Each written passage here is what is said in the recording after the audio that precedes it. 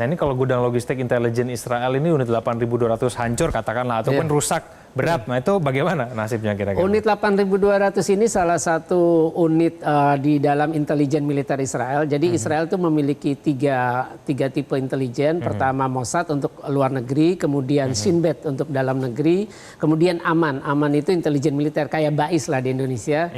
Nah ini 8.200 ini adalah unit spyware. Jadi memang orang-orang pintar yang direkrut untuk bagaimana mengembangkan aplikasi-aplikasi sadap atau untuk spyware, perang spyware, untuk hacker juga.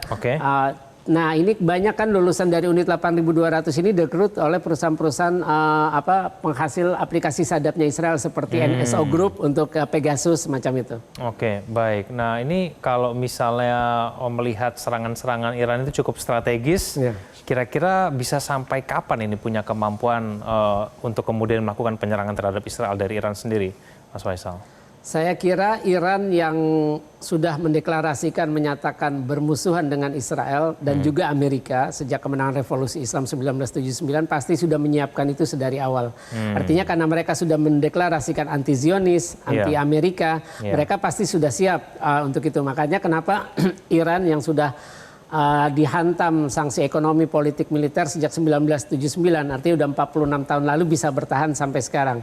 Nah kan ketika Trump meminta agar Iran menyerah, itu pemimpin tertinggi Ali Khamenei kan menyatakan dia tidak akan menyerah. Dan kelihatannya perang akan makin panjang, apalagi keterangan dari juru bicara Gedung Putih semalam itu bilang kemarin malam bahwa Trump akan memberikan keputusan apakah akan intervensi militer dalam perang ini dalam waktu 2 pekan. Artinya perang masih akan bisa berlangsung sampai akhir bulan ini atau awal bulan depan. Kalau misalnya Amerika Serikat akhirnya ikut-ikutan menyerang, nah ini bagaimana kemudian dari Irannya, Mas Faisal? Iran sudah mengancam akan menutup Selat Hormuz, salah satu selat jalur perdagangan utama dunia. Di situ bisa sekitar 15 tanker tiap hari lewat. Kapal tanker minyak. Terus kemudian juga Iran mengancam akan menyerang 28 pangkalan Amerika di Timur Tengah. Ini efeknya akan kemana-mana selain tadi harga minyak karena penutupan Selat Hormuz.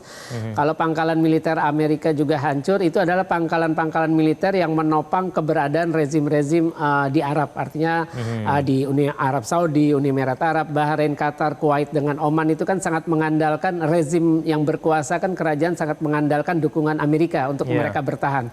Makanya ketika terjadi revolusi Arab 2010 yang menumbangkan Presiden Tunisia Zainal Abidin bin Ali, Husni Mubarak, Gaddafi, terus terakhir adalah Assad, itu kan mereka sudah ketar-ketir. Cuma karena ada Amerika akhirnya revolusi tidak bisa terjadi di sana. Nah sebaliknya di domestik Trump pasti bakal mendapat tekanan besar karena kita tahu kemarin ada kerusuhan di Los Angeles karena kasus kebijakan imigran.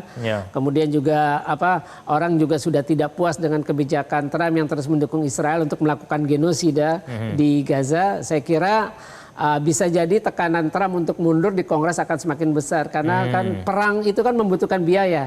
Kalau orang waras berpikir kan artinya Trump berperang untuk Israel bukan berperang untuk Amerika. Sedangkan banyak kebutuhan dalam negeri juga yang sebetulnya perlu dilakukan oleh Trump ya.